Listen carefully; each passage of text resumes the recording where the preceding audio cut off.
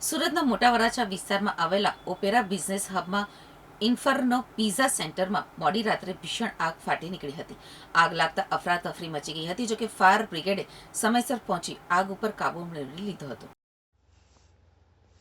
સુરતના મોટા વરાછા વિસ્તારમાં આવેલા ઓપેરા બિઝનેસ હબના ઇન્ફર્નો પિઝા સેન્ટરમાં મોડી રાત્રે અચાનક જ ભીષણ આગ લાગી હતી. આગની જ્વાળાઓ અને ધુમાડાના ગોટે ગોટા દૂરથી દેખાતા સમગ્ર વિસ્તારમાં અફરાતફરીનો માહોલ સર્જાયો હતો.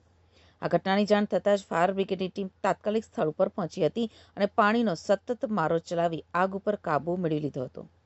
પ્રાથમિક તપાસમાં આગ શોર્ટ સર્કિટના કારણે લાગી હોવાની આશંકા વ્યક્ત કરવામાં આવી છે. આ આગમાં સમગ્ર પિઝા સેન્ટર બળીને ખાખ થઈ ગયું હોવાનું સામે આવ્યું છે. સદનસીબે આ ઘટનામાં કોઈ જ જાનહાનિ થઈ નથી. આગના કારણે થયેલા નુકસાનનું મૂલ્યાંકન અને આગનું ચોક્કસ કારણ જાણવા વધુ તપાસ હાથ ધરવામાં આવી છે.